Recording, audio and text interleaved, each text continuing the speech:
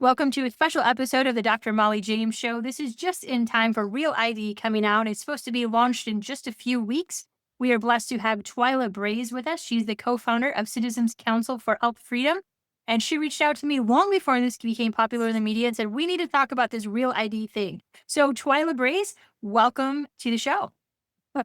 So it's great to be here, Molly. Thank you. Yes, give people a little bit of background. We're going to get into the Real ID, but Mhm. tell them a little bit about your background because you have been an advocate for health freedom and personal health information for a long time. So, Citizens Council for Health Freedom started about 27 years ago. I've been doing this for 30 years. We had an organization for 3 years before this one. And so then this one is another 27 years. And it really started with the Clintons trying to take over healthcare and nationalize the entire healthcare system. And I just decided that must not happen. Because if they take over healthcare, they will take over the country. And you know what? We all saw that in COVID, right? We know now how that works. And that's just like truer than I wanted it to be. And so our mission is to protect patient and doctor freedom. And then a lot of what we do has to do with privacy because we say he who holds the data makes the rules. And sometimes, in order to get people to understand really where we are in healthcare today, I know we're talking about Real ID, but there are some connections here. But where we are in healthcare today is to say what I always tell audiences that the mission of medicine has been taken over by the business of healthcare. And patients and doctors feel that every day that they are together. Yes, patients have really become a commodity for big medicine. And doctors have become a necessary cog in their profit making system.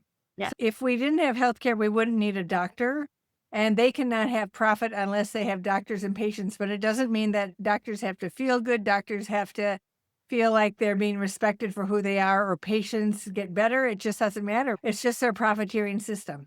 Yeah. And I always felt that way when I was in the system, that I was just an inconvenience for the used car salesmen that became administrators for the system and talking to me about how my business ran in the clinic when they said a patient can't get into you for 7 days. They said a patient can get into me in about 30 minutes. So if they choose not to get in for 7 days, that's their choice. Uh, So you correct your scale there, my friend. Let's deal with Real ID because I just went through the airport. I was flying out and they said, if you don't get a Real ID by May 7th, you cannot fly. And I said, you're lying to me. And then I got chose for a random search. Ooh, you used fighting words. Yes, it's true that they were lying to you. So I think it's really important to understand a little bit about Real ID. I'm trying to think if I should just say today or should people understand really what this thing is. So let me just start with a little bit of history. So in 2005, on the floor of the US Senate, Tennessee Senator Lamar Alexander cautioned about this. He said, this is a national identification card, the first one that would ever happen in the United States of America. And I'm not comfortable doing this without a public debate. But did they have a public debate? No, they simply passed it into law. And then what happened is that within 3 years, in 2008, the Department of Homeland Security puts out this rule telling states what they have to do to comply. And that's when state legislators realize, hello, what on earth is going on here? You're going to take away our state's rights over identification and driving. That's not going to happen. And so 25 states wrote laws and passed laws saying we will not comply. And 12 states passed resolutions opposing Real ID. And there it sat until late 2015 when Obama said, you can't fly. And so that was a lie then. It's a lie today. But really, what happened at that point was there were different legislators. It came out in the media that people could not fly. The media just carried this message from one end of the United States to the other. And the people panicked. And then they called their legislators, and their legislators caved. So over the next 2 years in 2016, 2017, and even a little into 2018, all of the states passed laws to conform with the unconstitutional federal overreach called Real ID. And that ID is a national identification system. It is federal. It is not state. Anyone who has a real ID has a star on their card. In California, it's a bear with a star inside of the bear. There are a few iterations, but almost all of them are stars. And it's not just your driver's license with a star. It's part of a real ID system. You notice it's not called a real driver's license, right? No, it's a real ID. It's a federal identification system, a national ID. It's unconstitutional. It's a usurpation of states' rights, the 10th Amendment, and individual rights, the Fourth Amendment. And I think I'll add right here so people understand really what the a really big concern is that the organization that is like the head or the trade group of the DMVs around the country, they testified to Congress on December 5th, 2023 about their plans beyond Real ID. That's what the testimony was called. And they said that their plan is to digitize it, put it on our phones, and have remote access to it. And once it's digitized, really, it becomes a tracking system. Every time you use it, it pings the DMV. They know where you've gone, how you've used it. They know everything. So what we're really talking about here is the building of a system that could allow the China social credit system to take place in this country called America. So this is really the personal identification equivalent of the central digital currency. Correct. That is a really good way to put it. That is correct. Okay. So what do you say to those people? Because again, I feel like anytime you post on Twitter, you get the brain trust, you get the pros and the cons, and you know that the entire debate within 30 posts. The people that say they have your picture already, they have your driver's license, they're tracking you already. What do you say to those critics? What's the big deal? One is they're not. So they're not, because your driver's license does not work like the real ID is going to work once they digitize it. They're not doing that today. If they were doing that today, they wouldn't have this big push to make it happen. They're pushing because they don't have it. Now, if you're just talking about privacy, yeah, there are a variety of ways, and people, Nexus, Lexus, I think they can put together all this data about you. And as a matter of fact, when I went to the airport one time and I had lost my ID in the airport and all my money. But anyway, they let me fly after taking me into a little corner, having a discussion with me, being on the phone with this place. And this place said, ask her, what was her first email address? What was the color of her first car? What was the age of her first car? They have all of this kind of information, but that doesn't mean that they're like tracking you in every place that you go and every purchase that you make and every person that you're with, right? And every travel or every place you go or every hotel that you rent. That is not happening today, but that is what will happen under the Real ID. And this is actually less about privacy than it is about the control that the lack of privacy allows. It's not so much about, do you care that you were with John Smith at the theater? Maybe you don't. But would you care if they decided that there are certain kind of movies you should never go to, and what are you doing at that theater? Or like during COVID, when they look at your phones and they bought that information from one of those collection folks, right? And then they knew if you were with another person and how many people were at that event. And so this kind of thing we need to stop. We do not need to say, oh, no big deal, because this is all about your freedom, your autonomy. And we say that privacy is the foundation of freedom, so we have to protect it. Absolutely. And we're on a slippery slope here because if you think about what of America did around January 6th, the J6, Yes. they looked at the credit card transactions.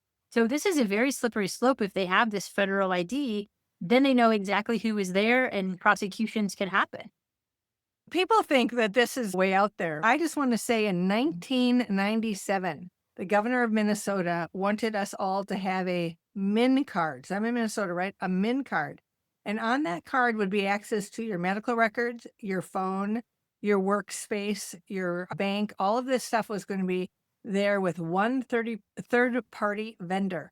And all the government would have had to do is to call the third-party vendor and say, shut it down. And that'd be it. No access to phone, no medical records, no access to your job, nothing, no money, nothing. So this has been happening for a long time, and Real ID is the way that they plan to finish the job. and we have to stop them. Yeah, and we saw this in China. We actually saw the video of people couldn't go to work because they hadn't had their swabs or they hadn't had their shots. So they're using this for actual control in China right now. Sad to And think that they could do that here. well, in the Vax passport, right? That is something that they tried to do in this country, and they just got all sorts of people who are like, no, you're not going to do that to us. And yet here we have all these people who are like, hey, it's been a law for 20 years, get with it. And they don't understand. And a lot of them, when you look at their Twitter accounts, they're MAGA people, they're Maha people. And so they tend to be more freedom people. And they have just been sold a bill of goods about what this is. They're like, this is just an ID card with a star on, get over it. Yeah. No, it's not. Right. Not. And the interesting analogy here, because Kristi Noem came out through the Department of Homeland Security and said, you need this to fly as of May 7th. First of all, that was a lie again Yes. from the Secretary of Yes. What do you need to fly? Are we going to be grounded if we don't have a real ID? Tell us about the enforcement of that. Yeah, so they came out with a rule in October and a proposed rule, and there were 63 public comments when we found out about the rule. And by the time we were done with it, there were 31,700 public comments. And yet the department says only 11,000 people made comments. I'm like, I got the screenshot. I got the screenshot of more than 30 comments. But anyway, they said their plan was for the next 2 years, starting on May 7th, to do progressive enforcement and progressive consequences. And so we have a document, and I encourage people, I'm just going to hold this up. It's called the Yes, You Can Fly Without Real ID document. And we have quotes in there from the rule itself. And the thing to understand is, yes, you can fly for several reasons. One, you can fly because even if you didn't have a real ID, even if they actually put the hammer down on May 7th, you could have a passport, you could have a military ID, you could have a VA medical ID. There are 15 other TSA acceptable IDs. And so to just say a carte blanche that if you don't come with a real ID, you cannot fly, from the highest echelons of our government, to have her say that bold-faced lie is just unbelievable. She should be fired. She really should be fired, because you shouldn't lie to the American people like that. And then on Fox yesterday, the chyron below that little message with words in, that said, you need a real ID to fly on May 7th. And I listened to her words because then she tweeted that out, right? And she said, you need a real ID or a passport or whatever. And I'm like, did you say that in the Fox News interview? I didn't hear it in the Fox News interview. And as far as Fox was concerned, you need a real ID to fly. So they put it on the chyron, right? So much lying to get the people to panic, to get them to conform and submit to this unconstitutional real ID. So you can, here's what I was going to say, is this final rule that came out in January, and I have specific quotes in this, yes, you can fly, so that you know exactly what they said. And what they said is, if we mandate this on May 7th, we will have operational disruptions, we will have confusion, we will have backlash against the security agents. So we're not going to do that. We're going to give flexibility. And by delaying the deadline, we will not have all these big delays at the airport. And so this is what they said in their own rule, in her rule, her department's rule, said that this is what we're going to do. But yet out of her mouth come these words to cause the panic that the rule doesn't even ask for. So it's really unbelievable. So likely when you go to the airport, you're going to get some kind of warning, and they're going to tell you that you're going to need a real ID to fly. But even this rule says this. I just have to say what this rule says, because it's so interesting. They say that, this I'm quoting, given the scope of potential phased enforcement plans, so that means over the entire government, which range from full enforcement to non-enforcement through the 2-year period. Non-enforcement. They're not going to enforce it. They're going to intimidate you. They're going to threaten you. They're going to cause panic, but they're potentially not. So some agencies, including the TSA, for instance, could actually do non-enforcement. They could actually just keep giving you warnings. May 5th, 2027, we're going to put the hammer down. So for the next 2 years, they just give warnings. But yet out of Christy Noem's mouth comes this, if you arrive on May 7th with no real ID, we will not allow you to fly. So bring a passport. I always tell people, bring a passport. Don't take the real ID, because the real ID is your submission to their power, and it's unconstitutional. And so don't do it. It's meant for many other things. When people say if we have a passport, they have our information already. You're not going to be required to come with a passport to the store to show your identification, right? This real ID is meant for all sorts of purposes, and what people don't understand is what the law permits. So the law itself says that there are 3 official purposes: access to federal buildings, access to nuclear facilities, and access to commercial flight. And then it adds these words, and any other purposes that the Secretary of Homeland Security shall determine. The sky is open. She could decide that you had to show a real ID to buy a gun, to open a bank account, to get married, to access medical care. And I really believe, as a health freedom organization, that if they wanted to get everybody to submit, she would put in the rule, and she doesn't have to ask Congress or the president. According to their own rules, they have said, we don't think we have to ask anybody to simply expand the required uses. So they would just tell people that now you need a real ID to access medical care. And then everybody would submit, because everybody doesn't have to fly, but everybody needs a doctor, right? Yeah. And so this is why we're in the fight. Plus, the fact is, with digitizing it, the real ID requires a biometric of your face. So here's the government mapping out your face and claiming that data, your face, for their own property. But the rule says that they can expand the biometrics required. So they could expand it to fingerprints, palm prints, iris scans, your voice, if they did it all digital, right? Your voice, your gait, whatever, all the biometrics that they have. And so this is also a violation just of your body and the integrity of your body, and the fact that the government wants to claim all of these things as theirs to control you and track you. So you should never submit to the real ID. Get a passport if you're worried.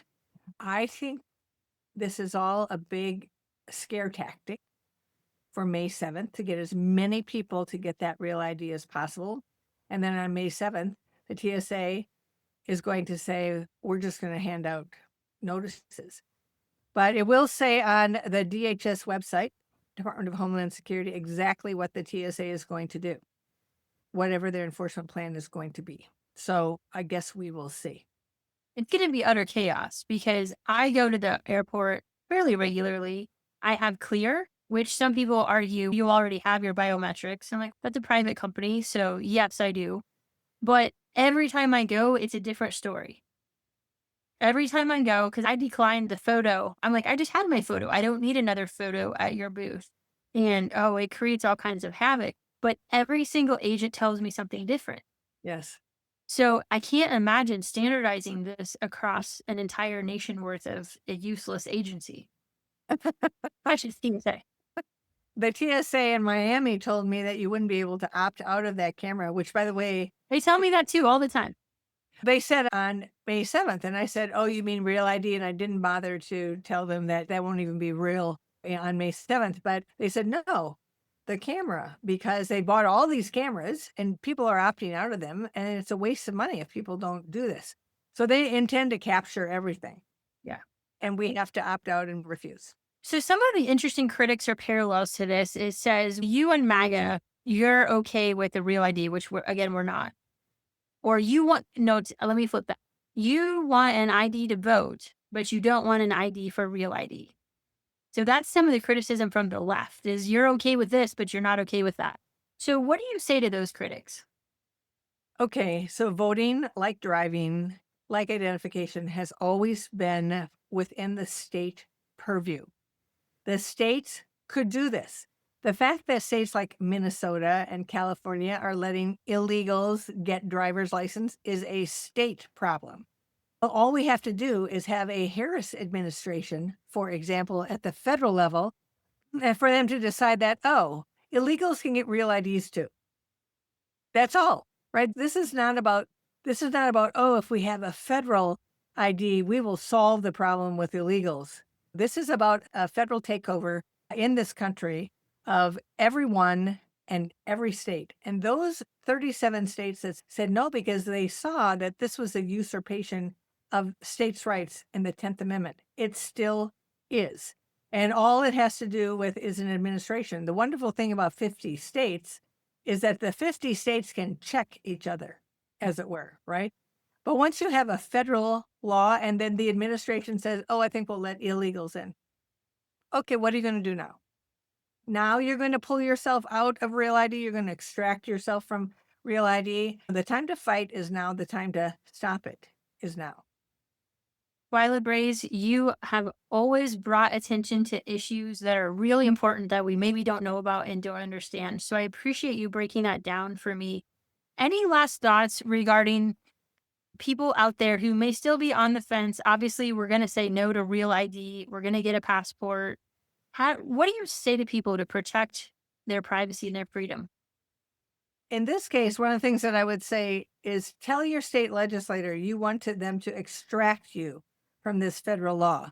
And there are about 10 or 11 states that have legislators that have introduced repeal, Real ID in this state. So the movement is there. You're not going to hear about that in the news. To ask your legislators to do that, send them to our organization. We know the states that are doing this. We're helping the states.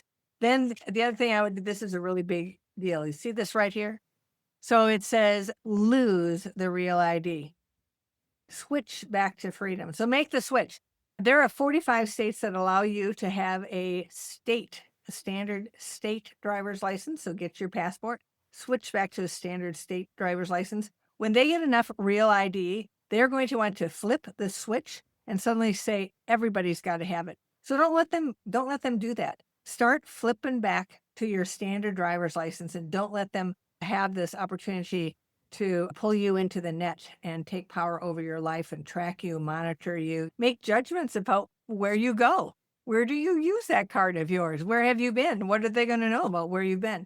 And so go to refuserealid.org, and that is our website. If there's anybody out there that wants to put up a billboard, we have a fantastic billboard that says refuserealid.org.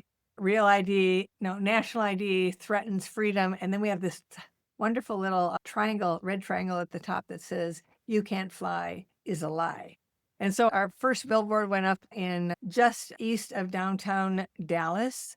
And the next billboard is going up in Kentucky, land of Rand Paul. And Rand Paul is the only one, Senator Rand Paul is the only one who's ever had a repeal Real ID bill. You can contact him as well. Contact your members of Congress and say, shut this down.